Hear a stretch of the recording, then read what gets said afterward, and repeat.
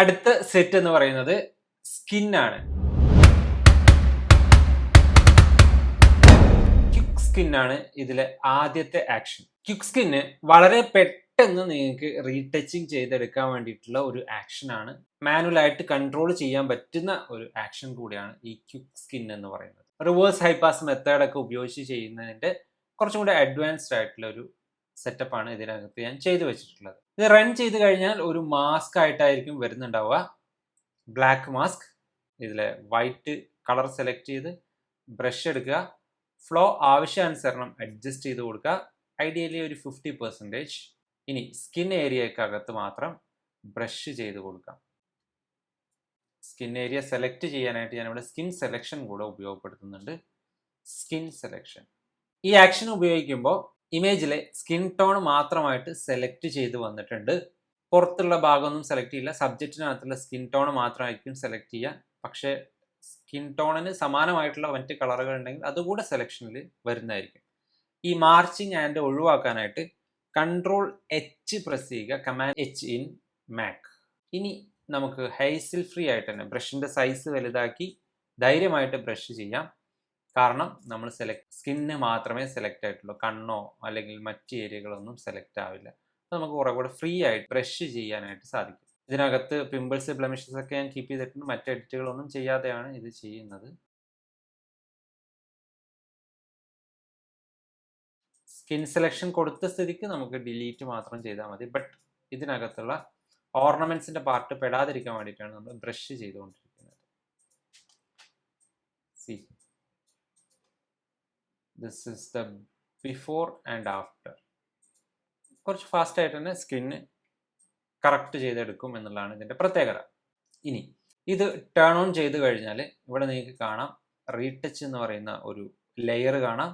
AI ആക്ഷനിൽ ചെയ്ത പോലെ തന്നെ സർഫസ് ബ്ലറിലാണ് ഇതിന്റെ അഡ്ജസ്റ്റ്മെന്റുകൾ എടുക്കുന്നത്. സോ നിങ്ങൾക്ക് ഇമേജിലെ ആവശ്യാനുസരണം എമൗണ്ടുകൾ അഡ്ജസ്റ്റ് ചെയ്യാവുന്നതാണ്. ഇതിലെ മറ്റ് ലെയറുകൾ ഒന്നും ചെയ്യാതിരിക്കുന്നതായിരിക്കും നല്ലത്. അടുത്തത് ഡീറ്റെയിൽ ആണ്. ഡീറ്റെയിൽ 2 ഭാഗങ്ങളായിട്ട് തിരിച്ചിട്ടുണ്ട്. ഒരു മിഡ് ഡീറ്റെയിലും അതുപോലെ തന്നെ ഒരു ഫൈൻ ഡീറ്റെയിലും. മിഡ് ഡീറ്റെയിൽ എന്ന് പറഞ്ഞാൽ ഇതാണ്. ഇത് ഒഴിവാക്കി കഴിഞ്ഞാൽ കുറച്ചുകൂടെ സ്മൂത്ത്നെസ് നിങ്ങൾക്ക് ഫീല് കിട്ടും. ആൻഡ് ഫൈൻ ഡീറ്റെയിൽസ് ഇതാണ്. ഇത് രണ്ടും ഒഴിവാക്കി കഴിഞ്ഞാൽ ഇതുപോലെ ആയിരിക്കും നമ്മളുടെ ഇമേജ് ഉണ്ടാവുന്നത്. Mid details, causal details and fine details. ഇതും നിങ്ങൾക്ക് ആവശ്യാനുസരണം അഡ്ജസ്റ്റ് ചെയ്യാവുന്നതാണ്. ഇതിൽ വന്നു കഴിഞ്ഞാൽ ഇതെല്ലാം സ്മാർട്ട് ലെയേഴ്സ് ആണ്. സോ ഇതിൻ്റെ അഡ്ജസ്റ്റ്മെൻറ്റിൽ പോയിട്ട് ഹൈപാസ് ആണ് എല്ലായിടത്തും ചെയ്തിട്ടുള്ളത്. ഹൈപാസിൽ പോയി നിങ്ങൾക്ക് ഡീറ്റെയിൽ കൂട്ടണമെങ്കിൽ കൂട്ടാം, കുറയ്ക്കണമെങ്കിൽ കുറയ്ക്കാം. ഇല്ല, ഇതിനകത്ത് ഏതെങ്കിലും ഡീറ്റെയിൽ ഒഴിവാക്കണമെങ്കിൽ അത് ഒഴിവാക്കി വെക്കുകയും ചെയ്യാം. ഇതിനകത്തുള്ള അടുത്ത സെറ്റാണ് ആർട്ടിഫിഷ്യൽ സ്കിൻ എന്ന് പറയുന്നത്. സ്കിൻ ഏരിയ ഇല്ലാത്ത, സ്കിൻ ഡീറ്റെയിൽ ഇല്ലാത്ത ഭാഗത്ത് നമുക്ക് സ്കിൻ ഡീറ്റെയിൽ കൊണ്ടുവരാൻ വേണ്ടിയിട്ട് നമുക്ക് ഈ ആർട്ടിഫിഷ്യൽ സ്കിന്ന് ഉപയോഗിക്കാം. ആർട്ടിഫിഷ്യൽ സ്കിന്നിനകത്ത് കുറച്ച് അഡ്ജസ്റ്റ്മെൻറ്റുകളാണുള്ളത്. ഞാനിത് ടേൺ ഓൺ ചെയ്യുന്നുണ്ട്. ഇവിടെ നോയ്സിൽ ഡബിൾ ക്ലിക്ക് ചെയ്ത് കഴിഞ്ഞാൽ നോയ്സ് പാനൽ ഓപ്പൺ ആയിട്ട് വരും. അപ്പോൾ നിങ്ങൾക്ക് എത്രത്തോളം നോയ്സ് വേണം, കോഷ്യൻ്റ് ആയിട്ടുള്ള നോയ്സ് ആണോ അല്ലെങ്കിൽ യൂണിഫോം ആയിട്ടുള്ള നോയ്സ് ആണോ, അത് നിങ്ങൾക്ക് ഇവിടെ സെറ്റ് ചെയ്ത് കൊടുക്കാം. അപ്പോൾ ഡീറ്റെയിൽ കൂടിയതായിട്ട് നിങ്ങൾക്ക് ഇവിടെ കാണാൻ പറ്റും, ബിഫോർ ആൻഡ് ആഫ്റ്റർ. കണ്ടോ?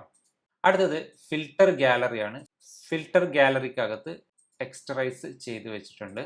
സോ ഇതിലെ സാൻഡ്സ്റ്റോൺ ആണ് നമ്മൾ ഉപയോഗിച്ചിട്ടുള്ളത്. അപ്പോൾ നിങ്ങൾക്ക് ഇതിൻ്റെ റിലീഫ് കൂട്ടിയിട്ടും അത് അഡ്ജസ്റ്റ് ചെയ്തിട്ടൊക്കെ ഇതിൻ്റെ ടെക്സ്ചറിൻ്റെ ഡീറ്റെയിൽ നിങ്ങൾക്ക് ഇവിടെ അഡ്ജസ്റ്റ് ചെയ്യാം. ഏത് ആംഗിളിലാണോ ഇമേജിൻ്റെ ലൈറ്റിംഗ് കണ്ടീഷൻ വരുന്നത് ആ ആംഗിളിനനുസരിച്ച് നിങ്ങൾക്ക് ഇതിവിടെ കൺട്രോൾ ചെയ്യാനായിട്ട് സാധിക്കും. അവസാനമായിട്ട് ഗോഷ്യൻ ബ്ലർ ചെയ്ത് വെച്ചിട്ടാണ് ഇതിൻ്റെ എമൗണ്ട് അഡ്ജസ്റ്റ് ചെയ്തിട്ടുള്ളത്. സോ ഇത് വെച്ചിട്ട് നിങ്ങൾക്ക് എമൗണ്ട് അഡ്ജസ്റ്റ് ചെയ്യാം. സോ ഇങ്ങനെ ആർട്ടിഫിഷ്യൽ സ്കിന്ന് ക്രിയേറ്റ് ചെയ്തെടുക്കാം. ഇത് കുറച്ച് ഓവറായിട്ടാണ് ചെയ്തിട്ടുള്ളത്. നമുക്കിതിൻ്റെ എമൗണ്ട് കുറയ്ക്കാം. യൂണിഫോം വേണം. ഗോഷ്യൻ ആകുമ്പോൾ നമുക്കത് കറക്റ്റായിട്ട് കിട്ടില്ല. സോ അത് ഉപയോഗിച്ചിട്ടുണ്ട്. So look at the before and after. സ്കിന്നില്ലാത്ത ഏരിയയിൽ നിങ്ങൾക്ക് സ്കിന്ന് ഡെവലപ്പ് ചെയ്ത് സ്കിന്ന് ക്രിയേറ്റ് ചെയ്യാൻ വേണ്ടിയിട്ടാണ്, ഒരു ടെക്സ്ചർ ക്രിയേറ്റ് ചെയ്യാൻ വേണ്ടിയിട്ടാണ് നമ്മൾ ഇത് ചെയ്ത് വെച്ചിട്ടുള്ളത്. അപ്പോൾ ഇതിൽ എവിടെയാണോ നിങ്ങൾക്ക് ടെക്സ്ചർ വേണ്ടത് ആ ഏരിയ സെലക്ട് ചെയ്ത് ബ്രഷ് ഉപയോഗിച്ച് ആ ഏരിയയിൽ ടെക്സ്ചർ ആഡ് ചെയ്യാം. ഇത് ഡ്യൂപ്ലിക്കേറ്റ് ചെയ്ത് ഇതിലെ എമൗണ്ടുകൾ മാറ്റം വരുത്തി നിങ്ങൾക്ക് വ്യത്യസ്ത ഏരിയകളിൽ വ്യത്യസ്ത ടെക്സ്ചറുകൾ പരീക്ഷിക്കാവുന്നതാണ്. ഓർക്കുക, ഇതൊരു ആർട്ടിഫിഷ്യൽ സ്കിന്നാണ്. ഒറിജിനൽ സ്കിൻ ടെക്സ്ചർ അത്രത്തോളം ഇതിനകത്ത് നിങ്ങൾക്ക് കിട്ടില്ല. എന്നാലും ഇമേജിനകത്ത് ഒരു ടെക്സ്ചർ ഫോം ചെയ്യാൻ, ടെക്സ്ചർ ക്രിയേറ്റ് ചെയ്യാൻ നിങ്ങൾക്കിത് ഉപയോഗപ്പെടുത്തും. So this is artificial skin. Skin സെറ്റിലെ അടുത്ത ആക്ഷൻ എന്ന് പറയുന്നത് skin brighten and face lip action ആണ്. കുറേ ലെയേഴ്സ് നിങ്ങൾക്ക് ഇവിടെ കാണാൻ പറ്റും.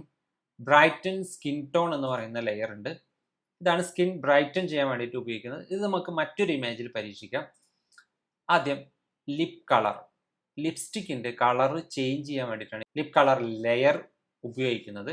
ഇത് മാസ്ക് ആയിട്ടാണ് ചെയ്തു വെച്ചിട്ടുള്ളത്. മാസ്ക് സെലക്ട് ചെയ്യുക, ബ്രഷ് ചൂസ് ചെയ്ത് നിങ്ങൾക്ക് കളർ പെയിൻറ് ചെയ്ത് കൊടുക്കാം. കളർ ചേഞ്ച് ചെയ്യണമെങ്കിൽ ഇതിൽ ഡബിൾ ക്ലിക്ക് ചെയ്ത് ഇമേജിനകത്ത് നിന്നോ അല്ലെങ്കിൽ മറ്റേതെങ്കിലും കളറോ നിങ്ങൾക്ക് ഈസി ആയിട്ട് അപ്ലൈ ചെയ്യാവുന്നതാണ്. അഗെയിൻ മാസ്കിൽ വന്ന് കറക്റ്റായിട്ട് ഡ്രോ ചെയ്ത് കറക്റ്റ് ചെയ്ത് കൊടുക്കാം. ഇങ്ങനെ വരയ്ക്കുന്ന സമയത്ത് പല്ലിലേക്കോ മറ്റ് സ്കിൻ ഏരിയയിലേക്കൊക്കെ ഇത് പോകുന്നുണ്ടെങ്കിൽ ഇൻവേർട്ട് ചെയ്ത്, അതായത് ബ്ലാക്ക് ബ്രഷ് ഉപയോഗിച്ച് നിങ്ങൾക്ക് അതിനെ കറക്റ്റ് ചെയ്തെടുക്കാം. അല്ലെങ്കിൽ സെലക്ഷൻ വെച്ച് അതിനെ ഫൈൻ ട്യൂൺ ചെയ്തെടുക്കുകയൊക്കെ ചെയ്യാം.